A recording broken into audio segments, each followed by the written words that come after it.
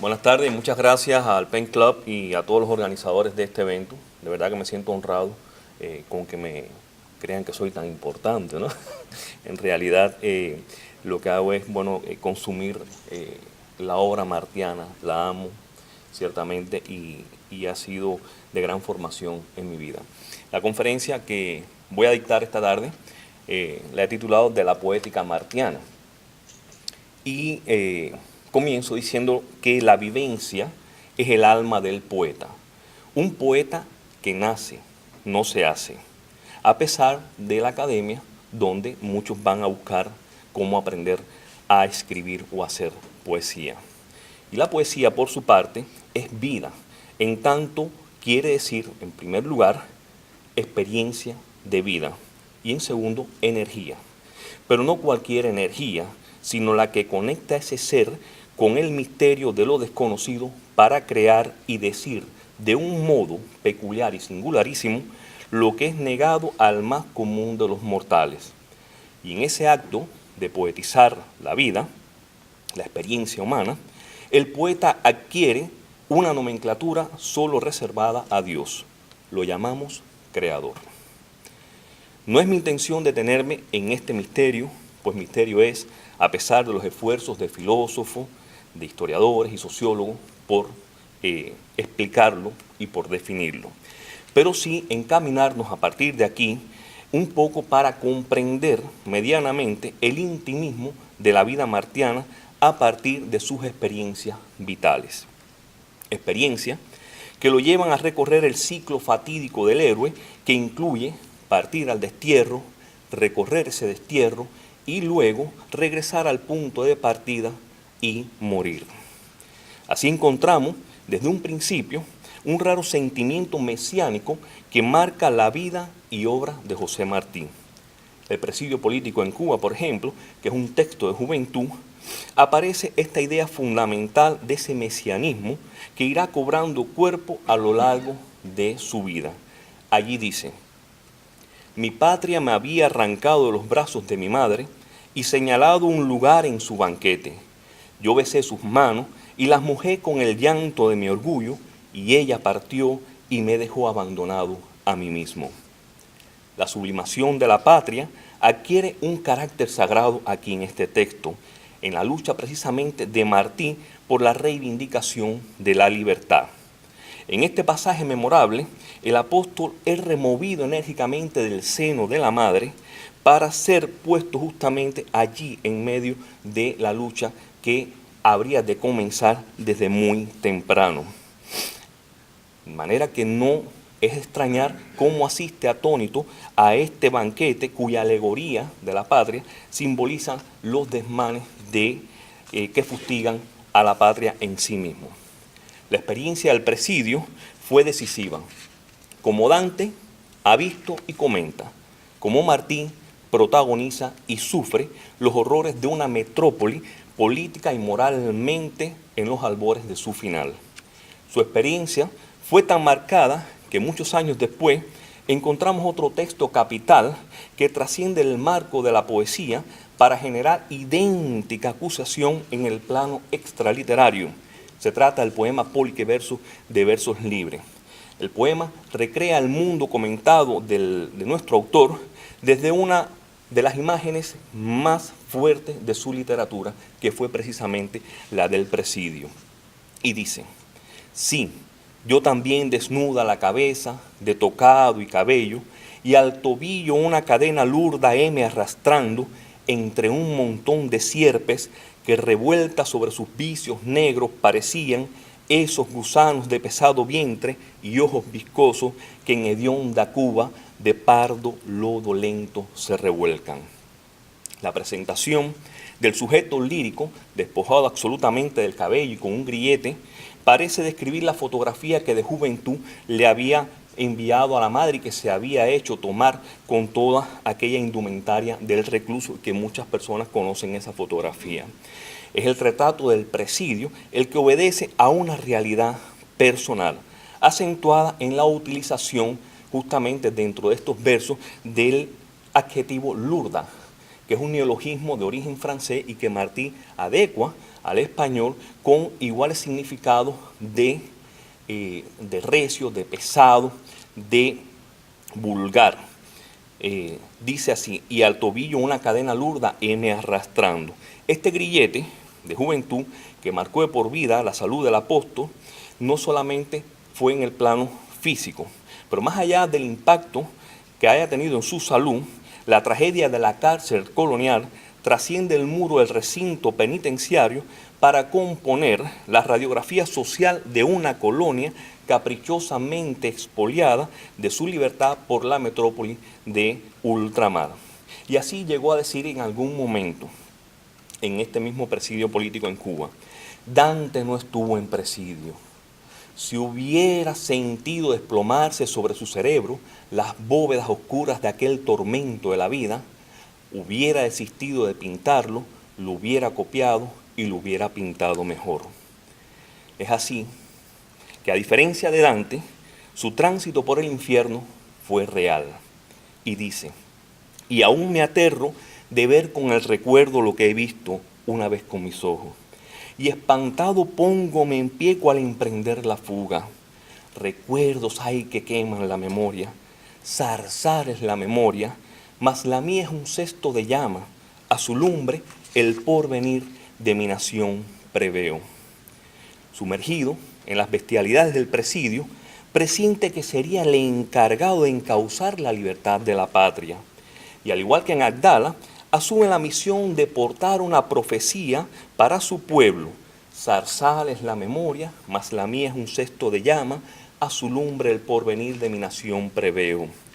Tal es la imagen de la zarza que no escuchamos ahora a un expresidiario, ni siquiera a un mártir, sino a un ser a quien el dolor ha dotado de un conocimiento que debe transmitir a su pueblo con la autoridad del que fue elegido para dialogar con esa zarza ardiente, con esa zarza en llamas.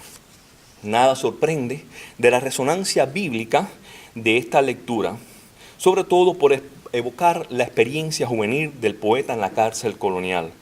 La realidad de Cuba queda mejor expuesta a través del simbolismo fecundo de esa zarza incandescente. Baste recordar la revelación que Dios hizo a Moisés en una llama de fuego en medio de una zarza que no se consumía, para nombrarlo libertador del pueblo de Israel bajo el yugo de los egipcios. Dios habría hablado a su profeta desde la llama, y Martí, a su nombre, se comisiona en un acto de fidelidad como portador de una profecía igualmente redentora. Aquí el símbolo y la realidad se funden. Si en los textos bíblicos la zarza ardiente simboliza la presencia de Dios, en Martí implica, más allá de su experiencia vital, la realidad de un drama histórico-social que lo sitúa en el liderazgo de la batalla por la redención del pueblo cubano. Representa en sí no la alusión patética a un pasado doloroso, sino la invitación a participar en el reordenamiento de la unidad nacional del país. Diríamos entonces el símbolo de la evocación, del testimonio más acendrado del apóstol, que contiene la esencia y fundamento de toda su obra patriótica, delineada poéticamente a la lumbre del zarzal. En lo adelante, sufrir por la patria será el fundamento de su existencia, su gran prueba espiritual. Todas las grandes ideas tienen su gran nazareno, así dice en algún momento. Admite, por lo tanto, la necesidad del sufrimiento como vehículo para expandir el espíritu, considerando a la vez su agonía la forma idónea para redimir a la nación cubana. Y cito: en esta tierra no hay más que una salvación, el sacrificio. No hay más que un bien seguro que viene de sacrificarse, la paz del alma. Todas las desventuras comienzan en el instante en que, disfrazado de razón humana, el deseo obliga al hombre a separarse, siquiera sea la desviación imperceptible del cumplimiento del deber. El martirio, he ahí la calma. Martí es capaz de entender el propósito del sufrimiento sin caer en las redes de la amargura o en la tentación de la venganza personal, incluso sin reducirlo a un mero sentimiento personal que despojaría al patriotismo de toda su legitimidad. Su agonía implica un beneficio político común hacia todos los cubanos, de contornos bien definidos a través de la fórmula ética: sirve y vivirás, ama y vivirás, despídete de ti mismo y vivirás. Servir, aún a costa de sí, constituye el legado ético de un pensamiento que reclama que es ley maravillosa de la naturaleza que solo esté completo el que se da, y no se empieza a poseer la vida hasta que no vaciamos sin reparo y sin tasa en bien de los demás la nuestra. Plantea la vida como una batalla a la que se vuelve continuamente desde la perspectiva justa del amor, y dice: y a ofrecer a los hombres mi servicio, triste y dignamente. De modo que la virtud del sacrificio reside en esa capacidad de servicio, siempre vinculada al bienestar del prójimo, el que tienes ahí a tu lado, ya sea en el orden político, ya sea en el orden social, ya sea en el orden personal. Dice así: el alma humana es noble, puesto que llega a soportar la vida en la que suele dejar de hallar totalmente placeres por la mera conciencia de su deber, de su capacidad para el beneficio de otros. Goza en su martirio si con prolongar su martirio otros se aprovechan de él. Esa disposición del sacrificio es de honda resonancia cristiana, así sea en la dimensión histórica y dogmática del término. Sigamos uno de los apartados de Lluvia Estrella que ha leído aquí anteriormente la amiga nuestra que nos ha presentado. Y es precisamente el apartado que habla de ese sacrificio. Más allá de presentar los dos símbolos, el yugo y la estrella, presenta el sacrificio, pero ese sacrificio lo hace de una manera muy diferente a todo lo que pueda haberse conocido en la literatura del momento. Se trata de presentar, lo primero es no quién se sacrifica, sino quién se beneficia de ese sacrificio.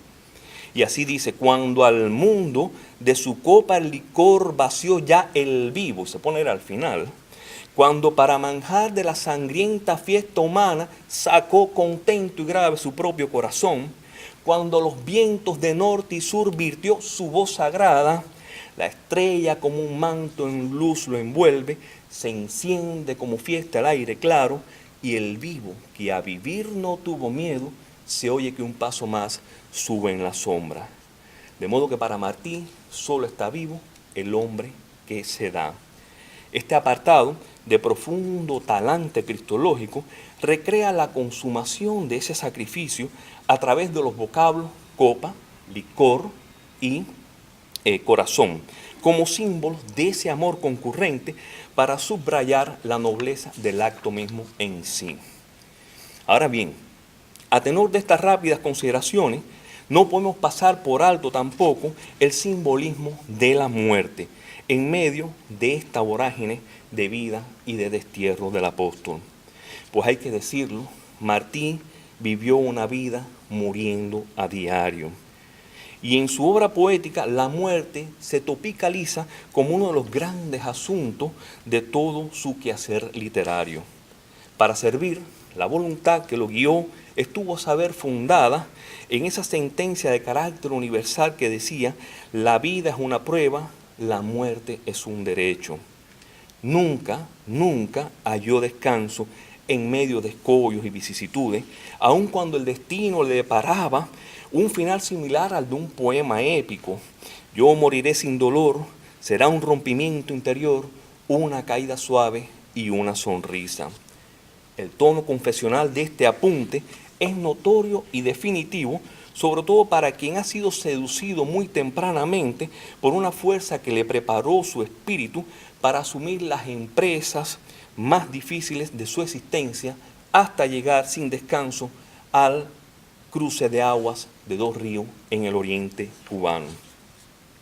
No es de extrañar entonces que en los embates del destierro acentuaran particularmente el ritmo de su vida. La imagen fantasmal de la muerte se transfigura en una proyección de carácter muy personal que lo acompaña a lo largo de sus años. Y dice: he vivido, me he muerto, y en mi andante fosa sigo viviendo.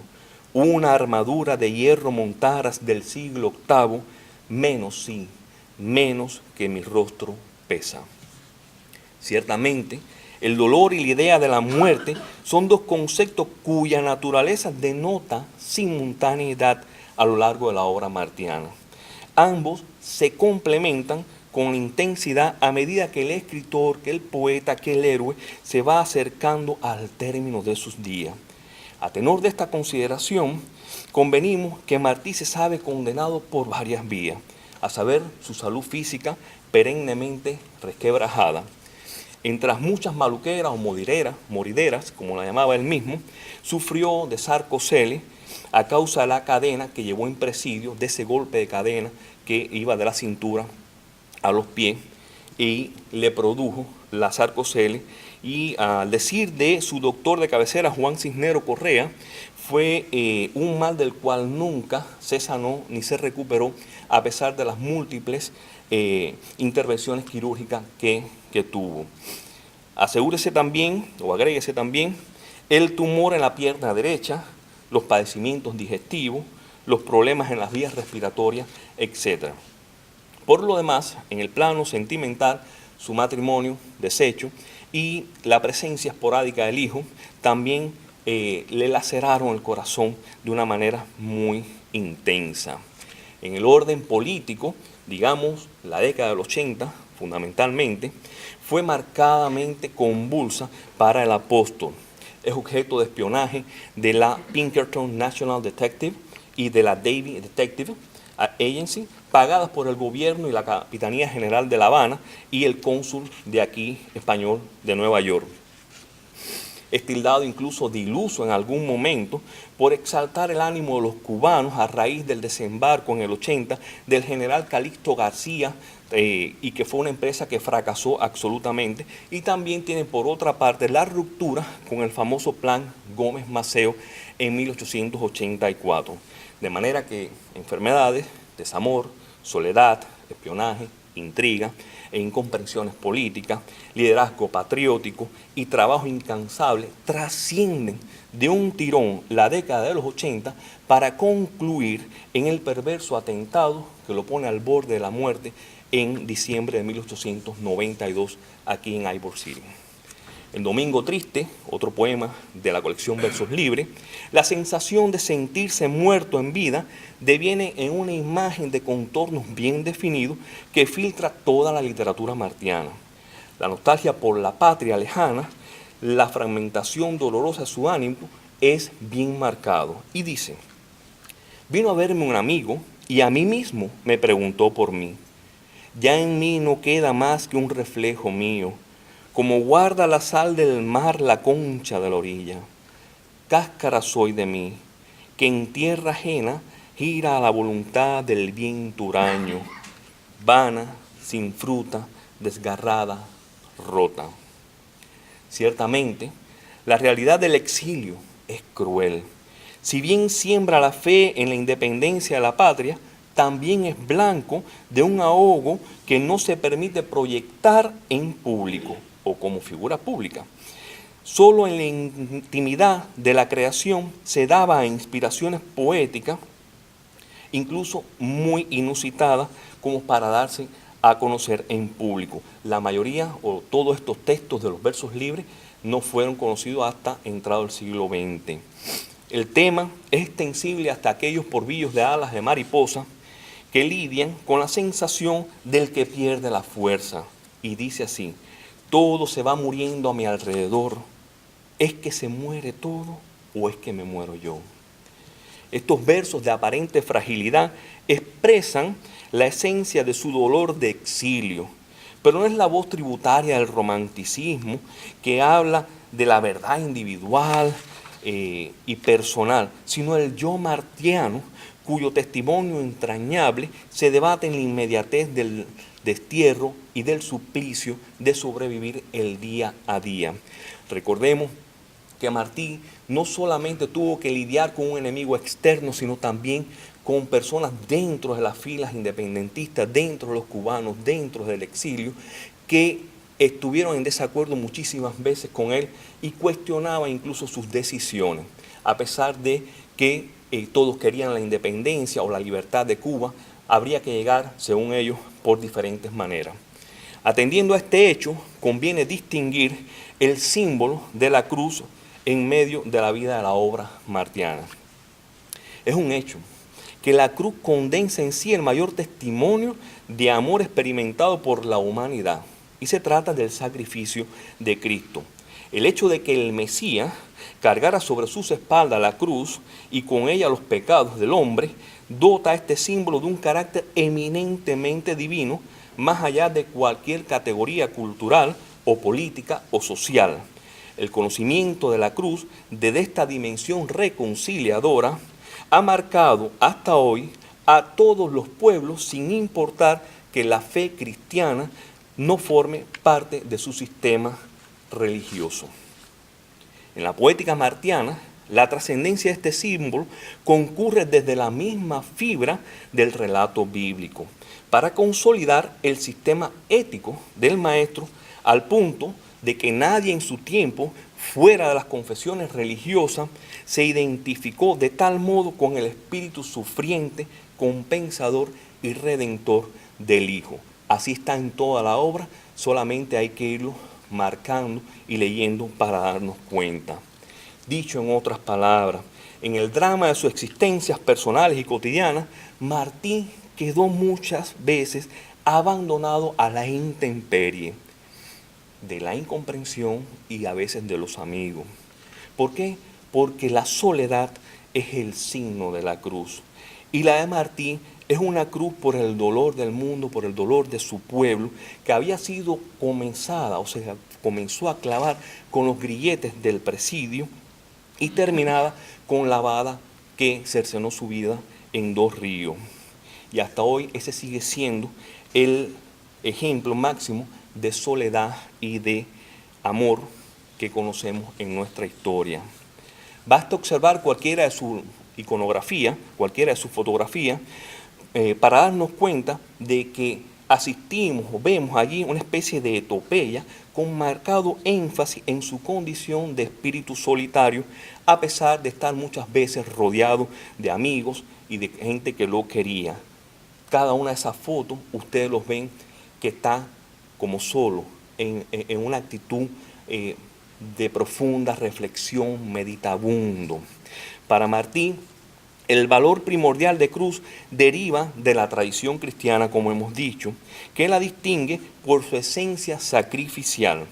Y yo tomo mi cruz humildemente y la rocío con las amargas lágrimas del desconocido y ayudaré a este pueblo, se refería a Venezuela, en su trabajo.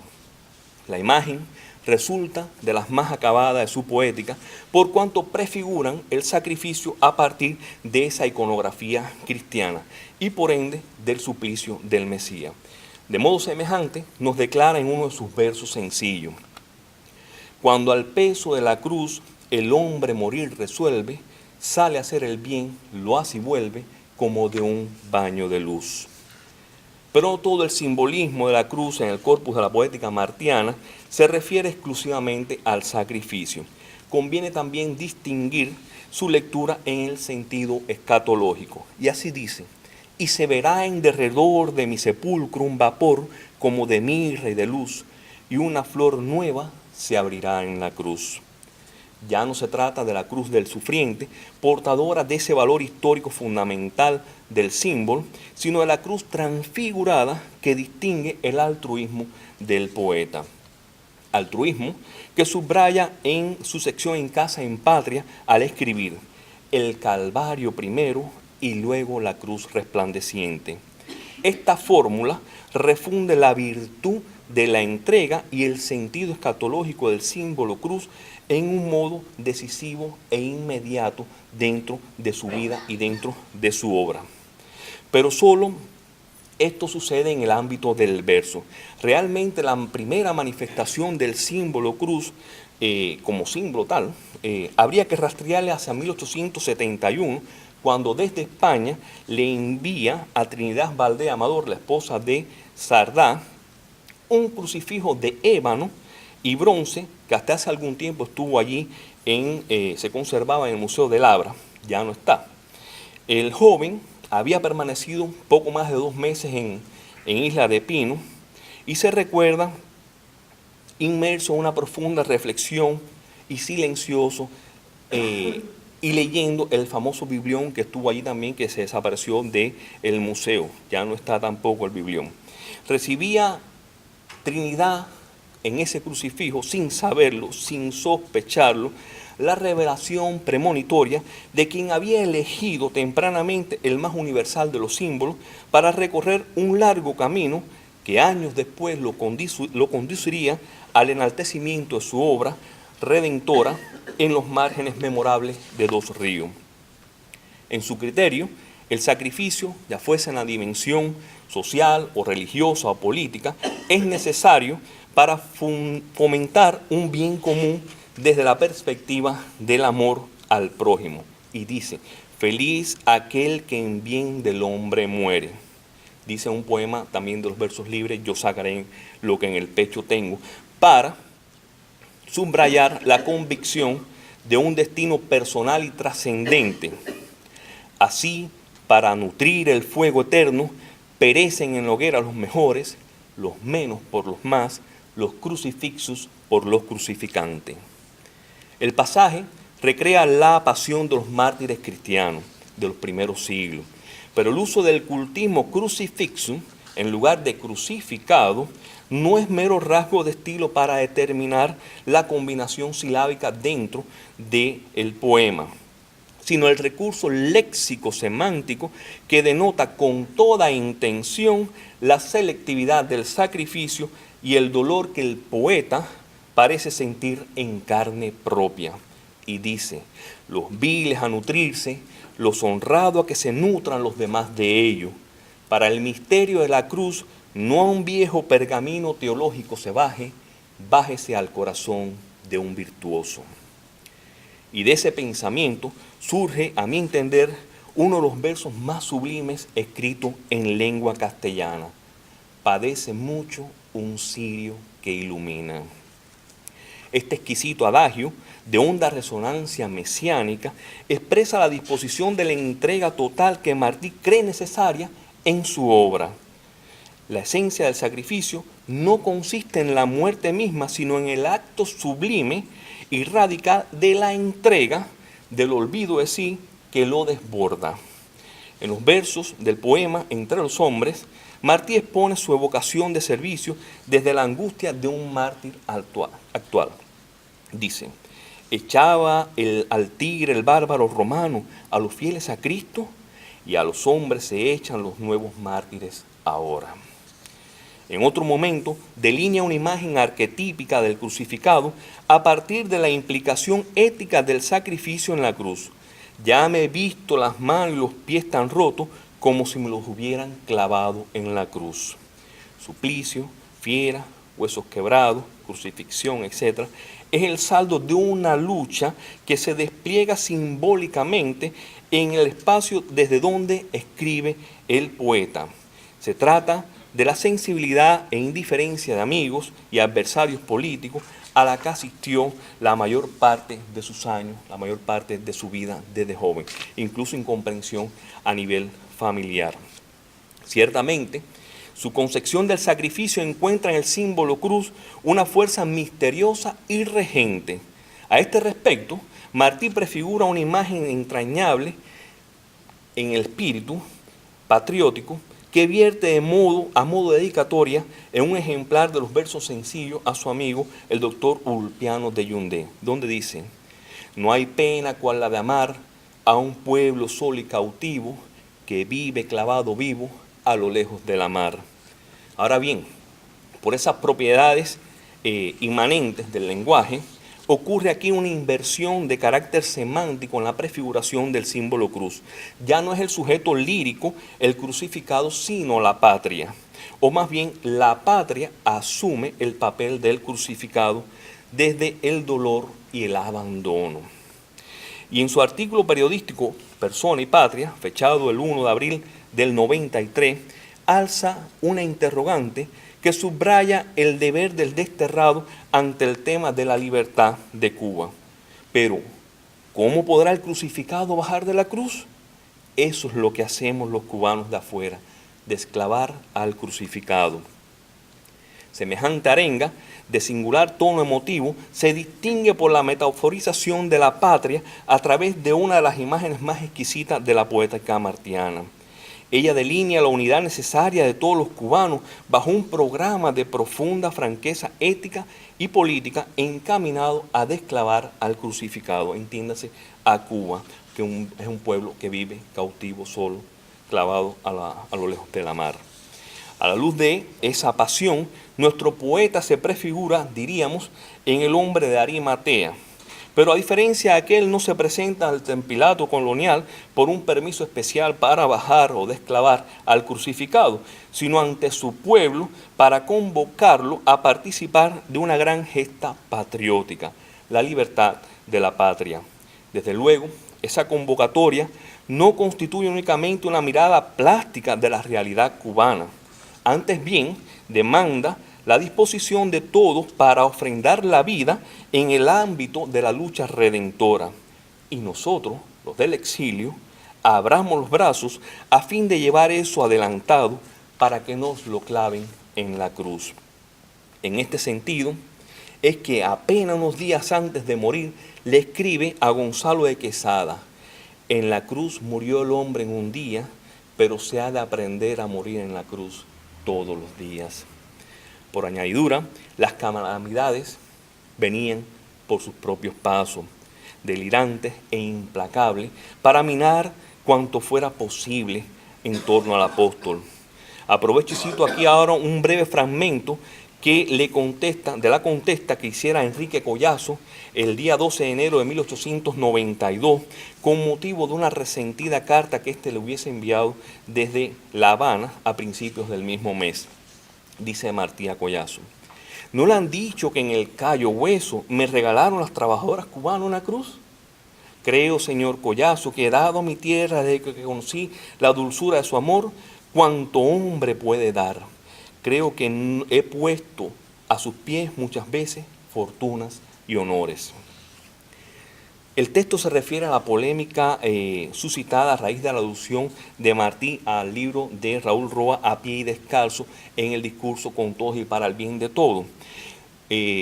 Entendamos que Martí está tratando de unificar a los exiliados para llevar una lucha a Cuba, a armar nuevamente la batalla por la independencia, por la libertad de Cuba. Y sale por esos días un libro de Raúl Roa, A pie y descalzo, que era un libro totalmente pesimista, porque describía absolutamente todas las vicisitudes, todos los escollos y todas las miserias que había pasado el pueblo cubano durante los 10 largos años de lucha del 68 al 78.